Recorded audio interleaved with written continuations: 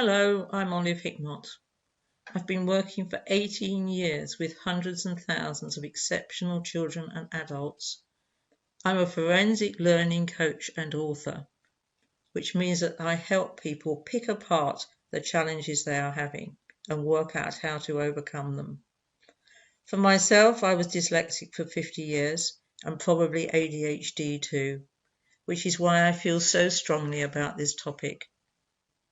I want people to find it easy using their exceptional strengths to convert those for other things.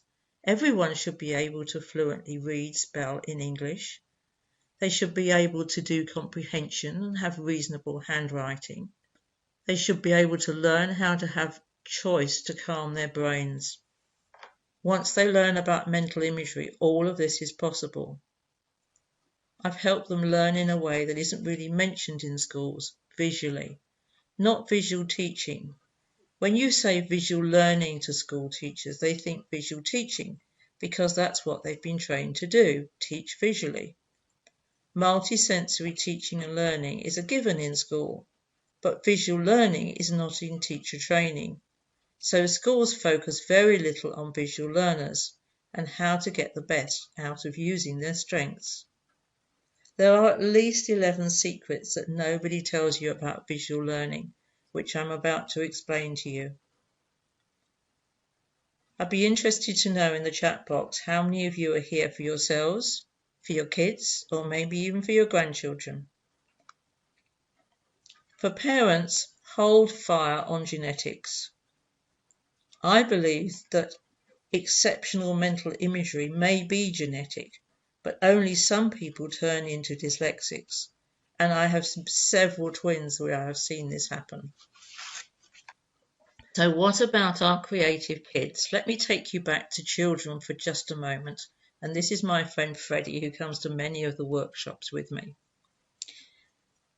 Have you noticed how children are growing up and coming into the education system with more creative and imaginative minds, fueled by the amount of visual stimulation?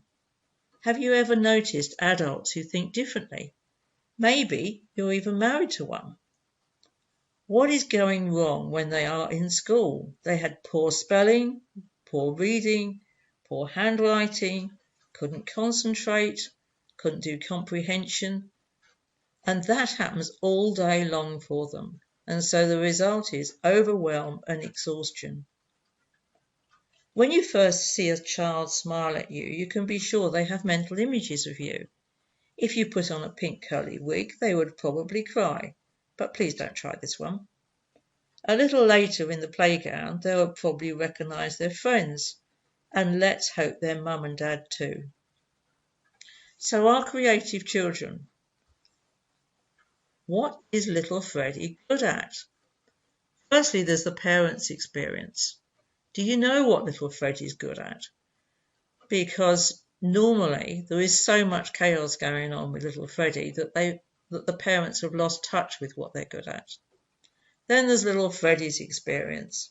Does he appreciate his own strengths? Some of these children have the most remarkable strengths, including ones I met who can convert the circles on an ordnance survey map that are in 2D into a 3D mountain. Quite extraordinary. Then there's the teacher's experience. They have to teach it this way because that's what they have been taught. And I've had several teachers apologise to me that they can't change because that's what the national curriculum insists upon. So what are these children so good at, and how do they do them? This is the first secret. Firstly, you may have a child who's really good at Lego, even without the instructions. Secondly, creativity, and even perhaps they've got an imaginary friend. Sport, mental imagery is really useful for that. Drawing, redesigning your bedroom, and maybe doing jigsaw puzzles. And Thomas G. West wrote a book called Seeing What Others Cannot See, which is such a true expression. So what is the underlying skill? It's visual learning, or otherwise known in my book as mental imagery. so as to not confuse people with visual teaching. When I was a kid, my spelling was atrocious. That's exactly what the head teacher wrote in my end of term report when I was 16. Reading was meaningless, had poor memory, scary pictures, always being told off, and regularly took the underdog's point of view, which is interesting for what I've grown into doing now. I progressed to a maths degree and sport maintained my self-confidence. I was a visual learner who hadn't worked out how to use my visual skills, except for maths, and I term it as growing up in the dark. If you look at my blog, you'll be able to find a free chapter of my latest book, The Elephants in the Classroom, and that particular chapter is entitled Growing Up in the Dark. So what do you like doing? What are your strengths and how do you do them? Motivation is a really big issue. You are all here to learn how to do it, I hope. You need some sort of peaceful environment for the next hour. I find the middle of the night is actually really good when everything is quiet. And as Thomas West said, easy things in school are difficult and difficult things in college or work are easy. I've worked with children and adults for 18 years and I found out another secret is that all of the learning differences have unrecognized mental imagery symptoms. So I'm going to give you a few examples here. Dyslexics have not progressed from phonics to developing the skill to picture words needed for word recognition. Those with ADHD have mental images that run as a high-speed sequence, causing several distractions, often comorbid with dyslexia. Those on the autistic spectrum can withdraw as they seem to be drowning in mental images without any control at all. People often talk about stress with dyslexia, etc. I think it's the other way around. I think the stress is causing dyslexia. And I can cite hundreds of clients and the difference home education can make when the pressure's off. So here's the next secret. You need to be making friends with your mental images. Teaching anyone how to best to make friends with their mental images can be great fun. Every single child or adult I have ever met in the last 18 years, and there have been thousands, has been creative and has massive strengths in mental imagery. The flip side of these powers is that students do not know how best to use them for other things, say words and numbers, and not to get overwhelmed by them. These skills need nurturing, and using them properly is very calming.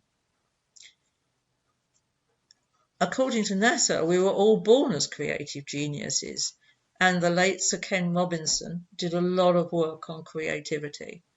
And there's some examples of people who are using their mental images. Tom Daling on the 10-meter diving board has rehearsed his dive thousands of times as mental imagery. When you're having your hair cut, I think you'd be pretty shocked if the hairdresser didn't know what it was going to look like. And those two lovely kids there are having great fun making a pizza, and they know exactly what it's going to look like. The pole vaulter in the next picture, it's a very complicated maneuver to pole vault, and you have to rehearse that as well lots of times. And for those of you who play football, if you imagine the ball hitting the back of the net before you kick it, you're more than likely to be successful.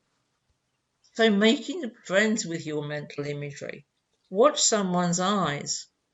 They will look up as they access their mental images. As children grow up, you can notice their mental images time and time again when you look closely. Can I ask you to picture an object you are very familiar with? For example, an apple. Notice what it looks like. There is no right or wrong. It's your apple. You can try describing it to somebody else. Perhaps you'd like to try picturing an elephant. You can have any sort of elephant you like. Some people have got normal grey ones. Other people have stripy ones doing ninja dancing. Notice where the other person is looking when they are talking. You can even do this on a Zoom call. Everyone needs to become comfortable with their own images and not overwhelmed by them or frightened. If you can't control your images, wait for a moment I will talk about that shortly. Neuroscience tells us that these images hang out in your occipital lobe, which is the back part of your brain. I really recommend that you encourage discussion between family members about mental imagery. You can talk about past events, you can be talking about imagination and creativity. Some people have pictures that are like a full colour TV. Some are black and white, some are cartoons. Some people just know what their pictures look like. Everything is just fine. They're your pictures. You might also look at what size they are and what texture they are. And if you move on to thinking of some animals, are they still or are they moving? As you become an adult, dyslexics can typically develop the most extraordinary visual skills, being highly creative, great problem solvers, seeing different perspectives in 3D. They can step back and see the bigger picture, so they can move from the minutiae into the bigger picture. They can see patterns and make connections that others do not see, as I mentioned earlier. They can use their intuition to connect all the dots. Great skill, that. They can take apart and simplify complex ideas. And they are simply thinking differently. Many of these skills can be developed if you've not lost the skills in a school or home environment at a younger age. I do all of this in a health and learning environment, and it gives me invaluable skills. Another interesting thing is that people know dyslexics are highly visual, but they haven't learnt how to teach them visually. Empowering learning is unique here for having worked out the exact details for success.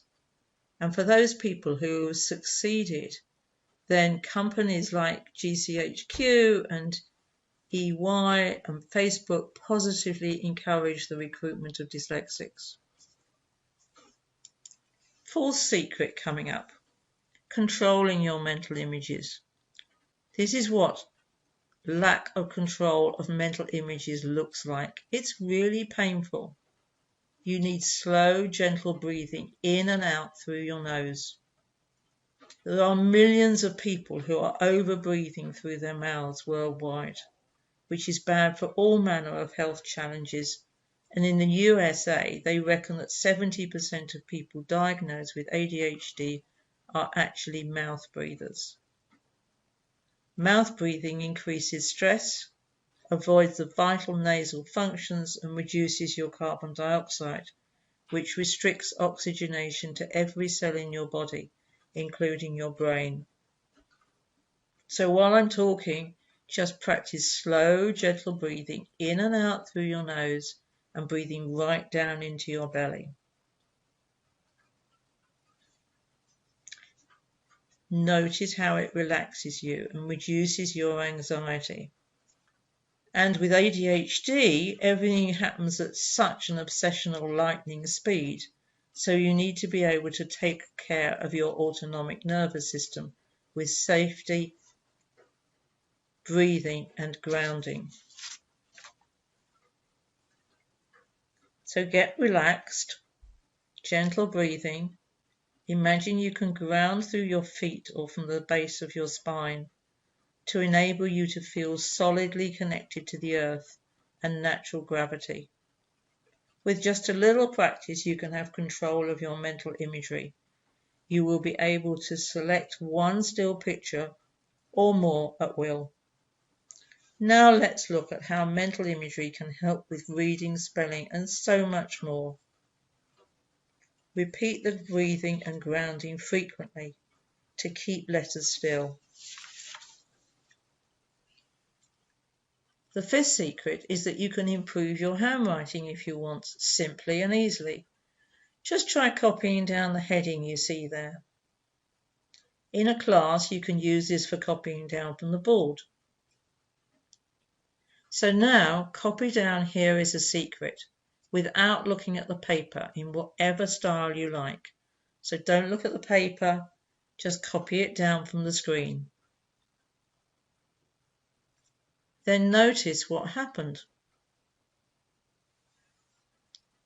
The first thing most people notice is that the writing will speed up. If you copy carefully, then you can improve your handwriting too. It is a fantastic skill for copying down from the board at school or taking notes in one-to-one discussions or in a presentation. The next topic is reading, and we've got 3 secrets here. Before we do that, we just have to have a word about motivation to change. I encourage you to get very clear about what would be better if you learnt to spell and read easily.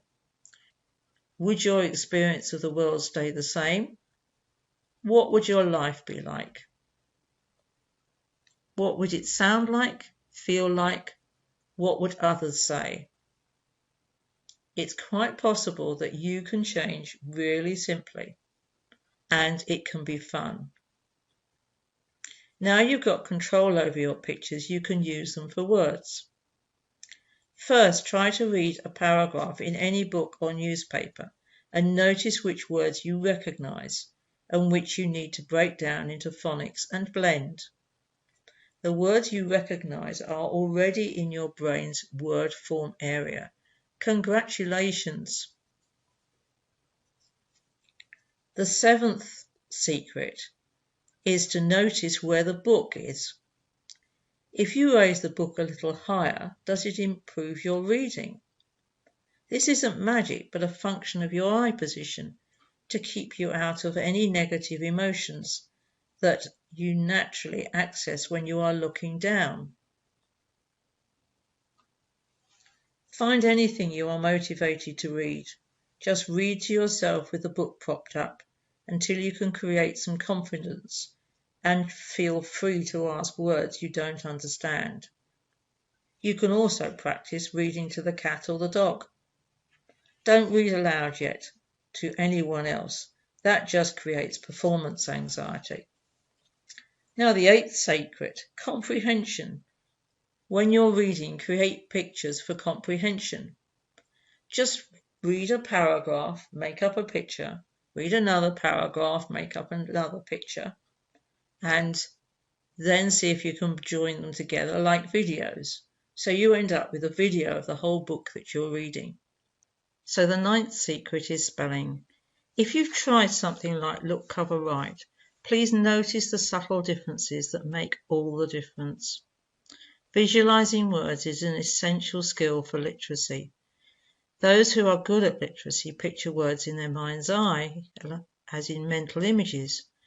English has a deep orthographic depth, and so phonics isn't enough. So relax again. Picture a dog, say, or a cat if you prefer. Tell your image to keep still, no tail wagging. Write a word on a post-it. Hold it in front of the person or yourself. Transfer the word onto the dog. Spell it forwards or in reverse order. Let's do a bit of practice with Teddy. You will notice that these are all noun words. This is the place to start. You can use capitals if you like, whatever the student prefers. Use picture words to start with. This is a simple step-by-step process as you put the words in the picture. You can practice with longer and longer words, always going for building on success, and hence confidence grows. Everyone can do it. Then copy down from your mental image to paper without looking at the paper. Picturing words creates word recognition and fluent reading. You only need phonics for new words. Have fun practicing. Now, for those of you who like research and neuroscience, here's a picture of your brain with your eye at the front here and your occipital lobe at the back here, just above the dent in the back of your neck. When you're very small, the first thing you do is start accessing the meaning of a word. Then you move on to be able to pronounce it and be able to articulate sentences. Now, when you see a word, it comes into your brain here, and this discusses with this part of your brain what the word is. So that'll break it down into phonics and put it back together again and blend it. Once you've seen a word a couple of times, it ought to go down here into the word form area, which is right next to the occipital lobe. So that when you see the word the next time, you can go on the express pathway straight to the occipital lobe. And that's what you need for spelling as well. That's where you access the words. Now the question normally comes up, what about words that have no pictures? So there is a really simple trick to do this. Firstly, imagine an object like a rocket. Then take a look at the rocket with rocket written on the side of it. And then let the rocket zoom off into space and just have rocket written on a post-it. When you are confident with noun words, you can start to move on to non-object words, written on your own private whiteboard, again building up your confidence. So there's your whiteboard, give it a dust off, put your new word on it, and then you don't need to keep visualizing objects. You're just visualizing a whiteboard. Now have a little practice with longer and longer words. Look at a word, read it, look away, and then write it down without looking at the paper. You can do that with all of those words: lion, zebra, giraffe, large, said, try, read, all of those words. Yet another secret. How do you deal with homophones? Dealing with those silly words that sound the same in the English language and have different meanings. All you do is add a little cartoon on your whiteboard to help you remember which is which. So where, as in W-H-E-R-E, is a question. Where, as in your shirt, is W-E-A-R, and where, as in a town near Hertford, is W-A-R-E. So what you've got to do now is practice, practice, practice till you have a new habit. It may take you 24 days to really master a new habit, and for some people it may take a lot less. Just 10 minutes practice once a day will work and make practice as much fun as possible. If you have any negative emotions come up, just send them off to the moon or a waste bin and collect some confidence to replace them. The next secret, number 10th. We haven't finished with these yet. Once you've got words in your word form area, you don't really need to break them down anymore. So just have a look at this. I know it looks weird to start with, but believe it or not, you will be able to read it. And I'll help you here and run through it with you. I couldn't believe that I could actually understand what I was reading. The phenomenal power of the human brain, according to the research team at Cambridge University. It doesn't matter in what order the letters in the word are. The only important thing is that the first and the last letter be in the right place. The rest can be a total mess, and you can still read it without a problem. This is because the human brain does not read every letter by itself, but the word as a whole. Such a condition is appropriately called typoglycemia. Amazing. Yeah, and you always thought spelling was important. Thanks to Cambridge University for giving us another perspective on how we actually process information. And here's the last set of secrets that I'm going to tell you about, although you can find some more yourself. This is for maths. Some people are absolutely terrified of maths. Kids will fail their SATs in Key Stage 1 without the ability to visualize numbers, whether they're visualizing them as counters, visualizing them as a dice, or how they're visualizing them. The simple way to learn how to visualize numbers is to picture the word dog and then put a 2 at the front. So you're now picturing 2 dogs. And then you can rub the word dog off of your whiteboard. Nobody taught you to visualize numbers. That's what's going to make all the difference. So you can see that lad on the left is totally confused with numbers flying all over the place. When the lad in the middle gets really grounded and is breathing properly, he can organize the numbers to see them in his imagination. And the final step is simplifying times tables. The number triangle is a really, really helpful thing to help you with times tables.